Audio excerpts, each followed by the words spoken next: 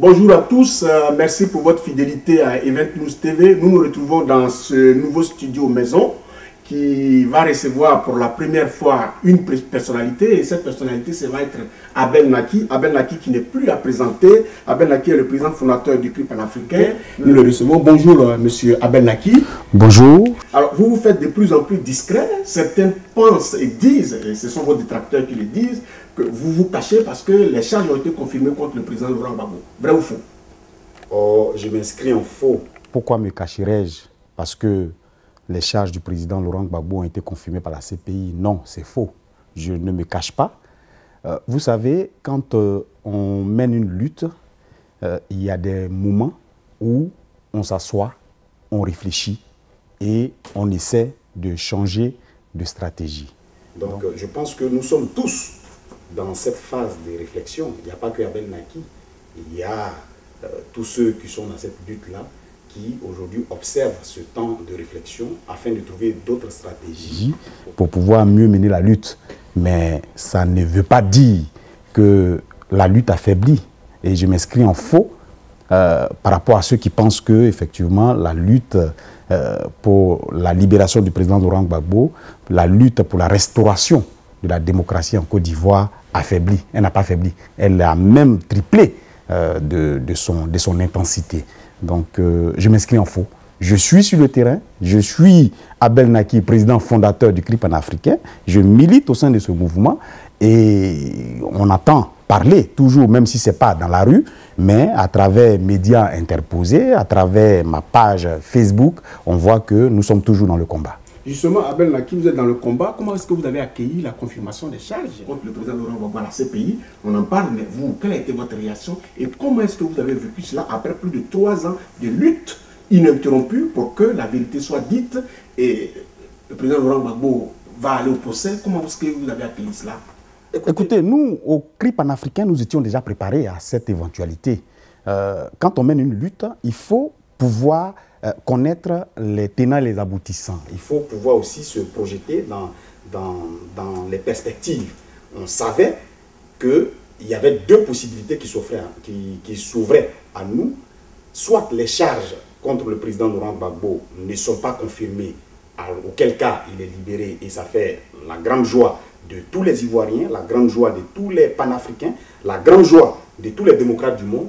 Et la deuxième possibilité, c'était que les charges soient confirmées malgré nos actions, malgré toute la lutte que nous menons, les charges soient confirmées.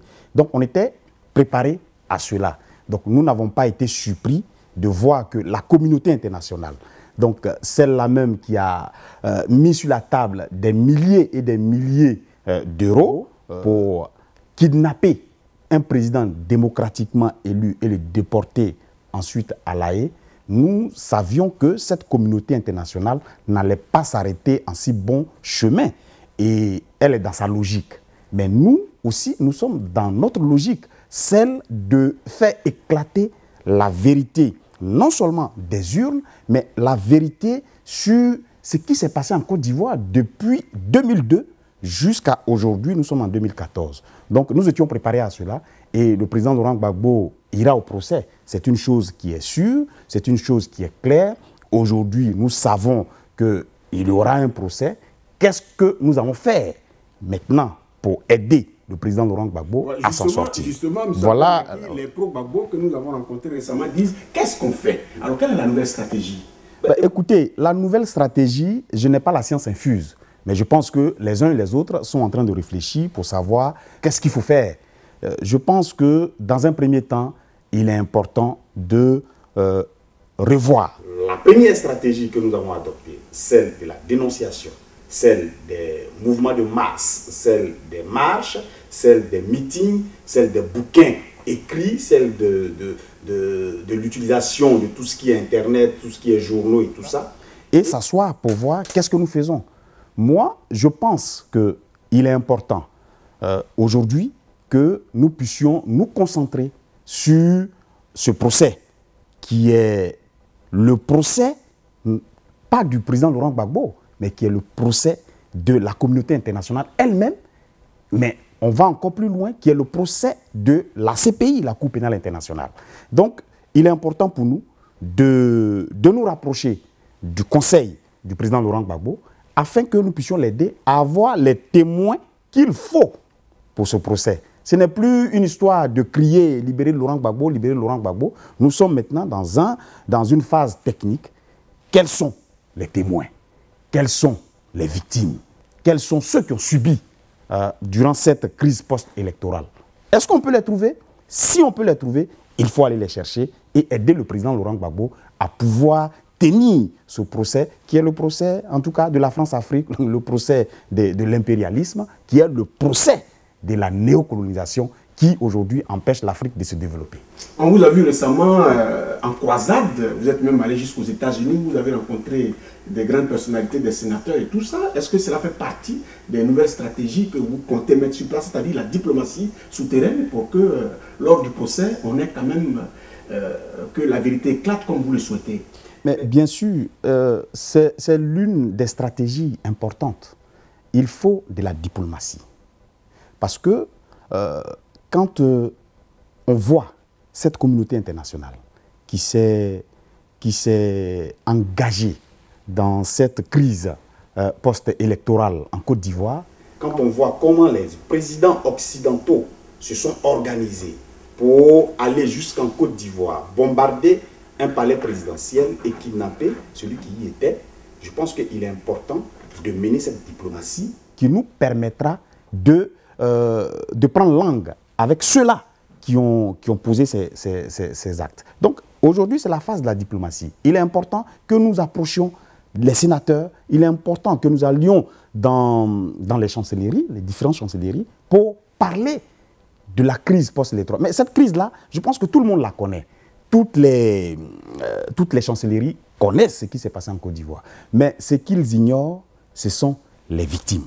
Ce qu'ils ignorent, ce sont les témoins. Ce qu'ils ignorent, c'est comment on dit ça, les droits de l'homme qui sont bafoués en Côte d'Ivoire. Ce qu'ils ignorent, c'est que l'armée de M. Ouattara est allée jusqu'à l'ouest et a tué plus de 800 personnes qu'ils ont enterrées comme des animaux.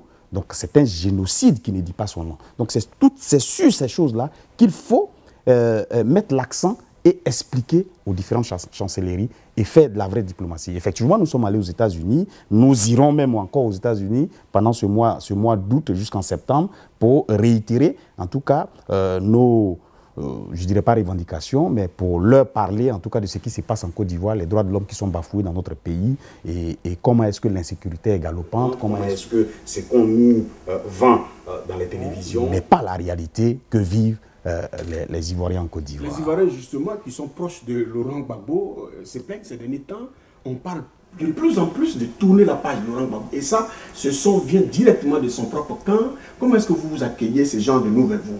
Écoutez, moi, ceux qui pensent que... ceux qui parlent du fait qu'il y a des personnes qui disent qu'il faut tourner la page du président Laurent Gbagbo, je pense que ces personnes-là n'ont pas compris beaucoup de choses. Laurent Gbagbo, et je l'ai dit, Laurent Gbagbo n'est pas une page à tourner. Le président Laurent Gbagbo est le livre. C'est-à-dire que ce livre dans lequel il y a toutes les données d'une vraie démocratie dans notre pays. Donc, dire qu'on doit tourner la page du président Laurent Gbagbo, c'est une aberration pour ceux-là même qui prononcent cette phrase et qui accusent leurs frères de combat de vouloir tourner la page du président Laurent Gbagbo. Le président Laurent Gbagbo est plus qu'une page. Le président Laurent Gbagbo, c'est le livre. Et nous en sommes les photocopies. Et ce qu'il y a lieu de faire, c'est de mettre ensemble toutes les photocopies de ce livre, parce que ce livre a été confisqué donc par l'Occident, a été confisqué à la CPI. Il est important que les photocopies se mettent ensemble pour reconstituer la copie du livre et puiser à l'intérieur toutes les leçons, toutes les stratégies pour qu'il y ait une vraie démocratie en Côte d'Ivoire qui nous permettra de récupérer le livre qui a été confisqué. Donc Laurent Gbagbo n'est pas une page à tourner. Celui qui pense que le président Laurent Gbagbo est une page à tourner, c'est qu'il n'a rien compris du combat que nous menons. Donc cela c'est dit au FPI, mais je crois que c'est un parti qui est fort, qui est debout et qui suit son chemin. C'est une crise qui est loin derrière nous. Abel Naki, récemment, vous avez défrayé la chronique. Pourquoi? Vous le savez, vous étiez présent à une cérémonie de l'association qu'on appelle Convergence. Et cette association est proche. On ne va pas dire l'association, mais les responsables de cette association sont proches du RDR. On vous a vu à cette cérémonie et cela a déclenché une certaine levée de bouclier. Qu'est-ce que vous faisiez là-bas? C'est une bonne question. Qu'est-ce que je faisais là-bas? Écoutez, à cette conférence, il y avait des Ivoiriens, il y avait des Africains. Ce qu'il ne faut pas oublier. La Côte d'Ivoire part du nord au sud, de l'est à l'ouest, et elle passe par le centre. Nous sommes tous fils et filles de ce pays. J'irai même encore plus loin pour dire qu'avant cette conférence, j'ai été invité à une cérémonie de lancement du Ramadan, donc le carême musulman. J'y suis allé dans un cadre purement religieux. La Côte d'Ivoire abrite aussi des musulmans. La Côte d'Ivoire abrite des chrétiens, des athées. La Côte d'Ivoire abrite toutes sortes de religions. Donc c'est dans ce cadre que j'y suis allé. Et pendant la cérémonie, à la fin de la cérémonie, j'ai été invité à cette conférence dont vous parlez de M. Ali Touré. Ali Touré, oui. De M. Ali Touré, Convergence 2020. Je suis parti à cette conférence de presse pour apporter ma part de vérité, pour apporter la contradiction qui est la mienne concernant la crise ivoirienne. Aujourd'hui, en Côte d'Ivoire, le régime en place nous parle de réconciliation. Il faut que les Ivoiriens se réconcilient. Mais il y a une partie des Ivoiriens qui dit qu'elle est coincée. Elle est coincée parce qu'il y a des Ivoiriens qui ont été mis en prison à cause de leur appartenance politique. Il y a des Ivoiriens qui ont été mis en prison parce que, tout simplement, ils ont voté le président Laurent Gbagbo. Il y en a qui ont été mis en prison parce que, tout simplement, ils avaient porté peut-être un t-shirt à l'effigie du président Laurent Gbagbo. Il y a des Ivoiriens qui étaient des militaires, qui étaient des gendarmes, qui étaient dans l'armée ivoirienne, qui ont été mis en prison, pas parce qu'ils ont tué, mais parce que, à ce moment précis où le président Laurent Gbagbo était encore au pouvoir, ont pris les armes pour défendre la République. Pour cette raison, ils ont été mis en prison. Il y a aussi des Ivoiriens qui sont par milliers hors de la Côte d'Ivoire, qu'on appelle communément les exilés politiques. Il y a des exilés, mais il y a des réfugiés. Quand on parle de réfugiés, c'est encore plus profond parce qu'il y a des exilés qui peuvent bien vivre, qui ont décidé eux-mêmes de ne pas aller en Côte d'Ivoire parce que bon, le régime ne leur convient pas. Et ceux-là, ils savent comment ils vivent. Mais il y a des réfugiés qui sont dans des camps de réfugiés du HCR. Ceux-là ont besoin de rentrer dans leur pays. Oui, mais le pouvoir en place leur a demandé de rentrer. Le pouvoir en place leur a demandé de rentrer, mais comment on leur demande de rentrer? Quand on demande à quelqu'un de rentrer, quand il rentre, 2-3 jours après, il est mis en prison. Ce n'est pas une bonne façon de demander à un réfugié. Est-ce que vous avez les preuves de ce que vous avancez? Nous avons les preuves des gens qui sont rentrés d'exil, qui sont rentrés en Côte d'Ivoire, qui ont été arrêtés. Il y en a même qui étaient en exil, que le pouvoir est allé chercher dans leur exil et les a amenés jusqu'à La Haye. Et il y a aussi des personnalités du camp Gbagbo qui sont rentrées, qui vivent tranquillement aujourd'hui en Côte d'Ivoire. Bien sûr, ceux-là ont choisi de rentrer. C'est bien pour eux. Ils sont rentrés, ils ont obtenu leur maison, ils ont obtenu leur salaire, enfin leurs comptes ont été dégelés. Ceux-là ont peut-être des entrées. Mais je parle de la vieille qui était à Dioukoué. Je parle de cette maman qui était à Bobo, qui était à Yopougon, qui a fui les bombardements et qui s'est réfugiée au Togo, au Bénin ou au Ghana. Elle, quel contact elle a avec le pouvoir en place pour pouvoir dire que moi je peux rentrer, je peux récupérer ma maison, je peux récupérer mon travail, je peux récupérer mes biens. Ceux qui ont été chassés sur leur terre. À Naïbli, à l'ouest du pays, ceux-là, quel pouvoir ils ont, quel contact ils ont avec le régime pour que s'ils rentrent, ils puissent récupérer leur terre. Voici les vraies questions. Nous disons que c'est vrai, le pouvoir leur a demandé de rentrer, mais quelles sont les garanties que le pouvoir leur donne afin que ces derniers puissent être restaurés dans leurs droits, bafoués? Voici les vraies questions.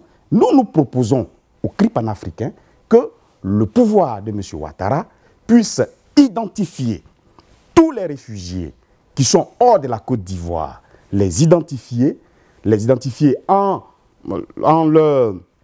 tout cas en mettant en relief ce qu'ils faisaient en Côte d'Ivoire, leur travail, qu'est-ce qu'ils faisaient en Côte d'Ivoire, s'ils avaient des biens en Côte d'Ivoire, répertorier tout cela et mettre en place un système qui pourra aider ces personnes-là à pouvoir s'insérer. On ne sort pas d'exil comme si on venait d'un marché ou comme si on venait d'une soirée. Un exil, c'est tout autre chose. Pour ceux qui n'ont pas vécu l'exil, ils ne savent pas ce que c'est que l'exil. Mais quand vous avez été en exil, quand vous avez perdu tous vos biens, quand on vous demande de rentrer par une simple phrase, ça vous amène à réfléchir. Je pense que le pouvoir doit aller plus loin et faire des propositions claires à tous ceux qui doivent rentrer. Voici comment nous mettons des stratégies, enfin des actions en place afin de vous aider. Ils peuvent mettre un procédé de pouvoir les aider par mois sur une période. Par exemple, pendant 6 mois, on vous donne un minimum de revenus pour que vous puissiez vous réinsérer dans la vie. Est-ce que vous êtes prêt, M. Abel Naki, à faire ces propositions-là si un responsable du pouvoir actuel venait vous voir? Est-ce que vous êtes prêt à faire toutes ces propositions? Mais nous sommes... À discuter avec le pouvoir, je veux dire. Mais nous sommes, comme je le disais, je dis que aujourd'hui nous sommes à 3 ans et demi d'une lutte. Pendant laquelle nous avons été des plus radicaux possibles. Nous avons radicalisé la lutte. Celui qui dit que la lutte n'a pas encore été radicalisée, nous l'avons radicalisée, nous. Nous avons dit des choses, nous avons dénoncé des choses avec la plus grande énergie. Nous sommes allés même plus loin. Mais après 3 ans et demi de lutte, et quand nous voyons que les choses évoluent d'une certaine façon, il est important de changer de fusil d'épaule. Vous rejoignez là certains dirigeants du FPI qui disent que oui, pour l'instant, on peut mettre en stand-by la page Laurent Gbagbo et aller aux élections. Mais quelle page Laurent Gbagbo? Laurent Gbagbo, le président Laurent Gbagbo, est celui qu'on appelle en Côte d'Ivoire le père du asseyons-nous et discutons. À moins que ce ne soit une légende. Mais je pense très bien qu'en Côte d'Ivoire, le père du asseyons-nous et discutons s'appelle M. Laurent Koudou Gbagbo. Et je me souviens, lorsqu'il a été kidnappé et qu'on l'a emmené au Golfe, la première phrase que nous avons entendue sur les chaînes, il a dit ceci: il est temps que nous arrêtions la phase militaire de la crise et que nous passions à la phase civile de la crise. Mais moi, je me pose la question, j'ai fait des études et je me dis, mais la phase civile, qu'est-ce que voulait dire le président Laurent Gbagbo, la phase civile? Justement. Je me suis dit, la phase civile, effectivement, c'est de s'asseoir et de discuter. Parce que le pays, il demeure, la Côte d'Ivoire demeure, les hommes passent, les partis politiques passent, tout ce que nous faisons passe, mais la nation ivoirienne, elle demeure. Et l'État, c'est la continuité. Si nous pensons que M. Ouattara a fait un coup d'État, et ce qui est vrai, nous prenons acte de ce coup d'État électoral qu'il a fait, et ensuite, nous disons, bon, la Côte d'Ivoire appartient à tout le monde. Il faut qu'on s'asseye pour discuter. Moi, je suis pour ceux qui disent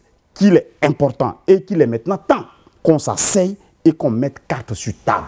Monsieur Abel Naki, il faut bien qu'on se comprenne, est prêt à discuter avec le pouvoir Ouattara.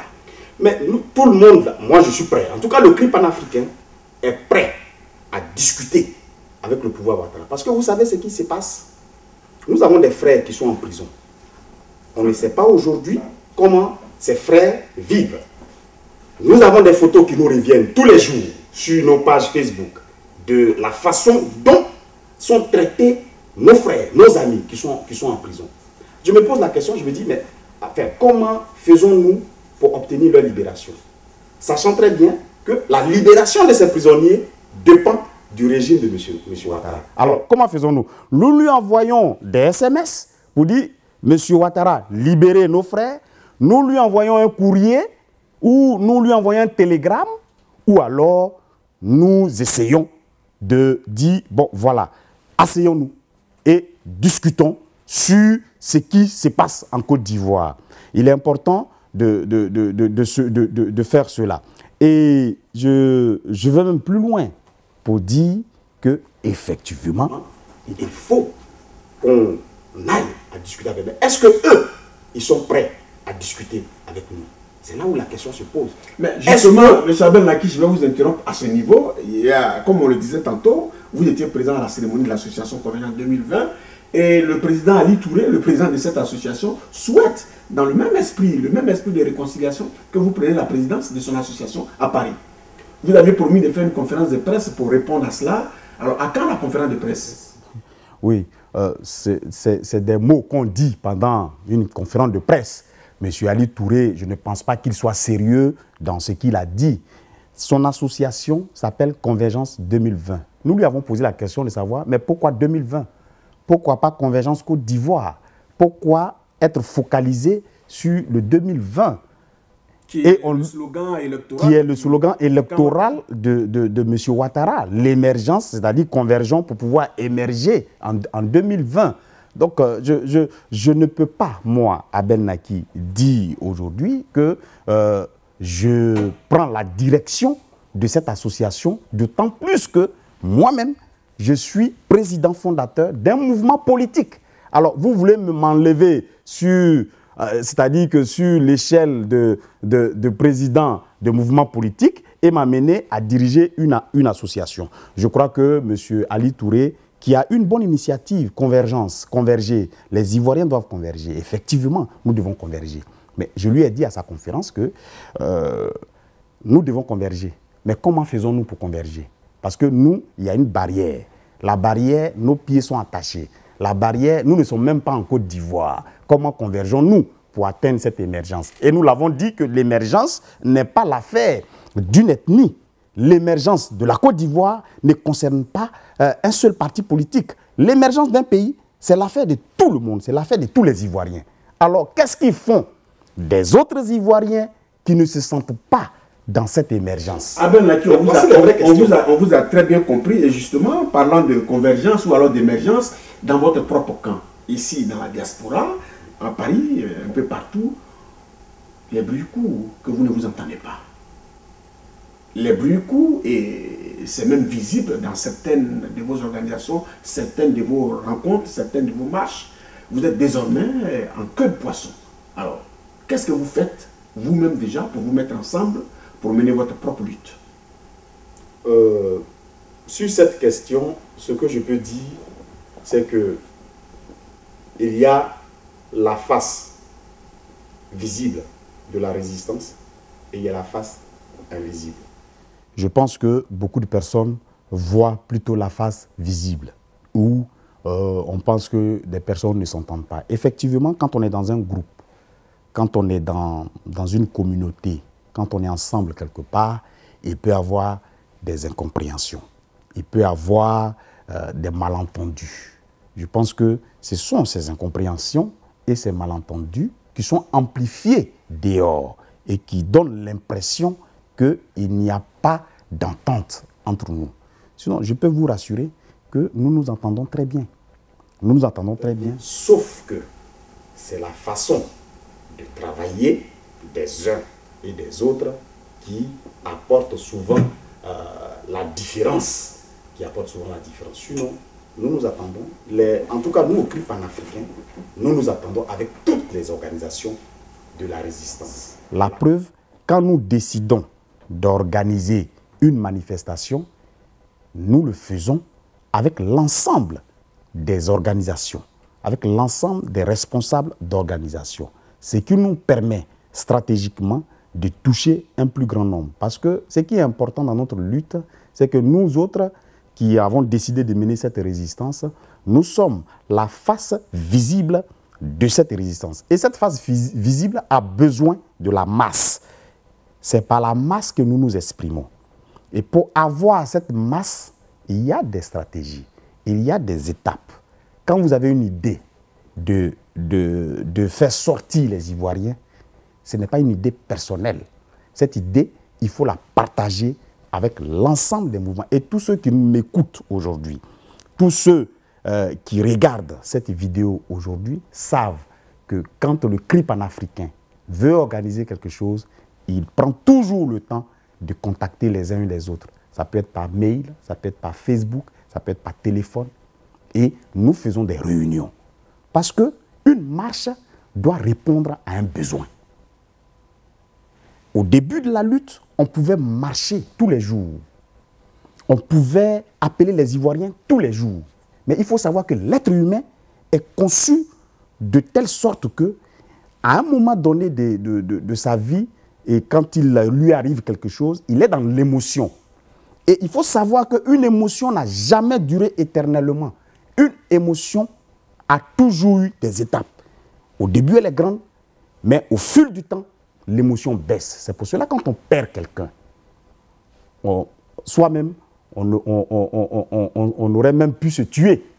Parce qu'on est tellement dans l'émotion. Mais après 2-3 jours, une semaine, un mois, on oublie même le parent que nous avons perdu. Donc l'émotion baisse. Aujourd'hui, 3 ans après, on ne peut pas dire qu'on peut appeler les Ivoiriens du jour au lendemain pour qu'ils soient 1 millier dehors. C'est faux. Je m'inscris en faux. Il faut utiliser les réalités du moment. Savoir que l'émotion a baissé. La vieille dame qui était écœurée parce qu'elle a vu les images du président Laurent Gbagbo en débardeur, mais ces images-là, certainement, ça fait 1 an qu'elle ne les regarde plus. Donc l'émotion automatiquement baisse. Mais il faut la motiver. Mais la motiver, ça prend du temps. Donc si on a une manifestation, il faut pouvoir prendre le temps de motiver les Ivoiriens. Au moins pendant 1 mois, pendant 3 semaines. Mais le faire avec l'ensemble des responsables de mouvement. C'est comme ça qu'on peut réussir à sortir du monde pour les manifestations.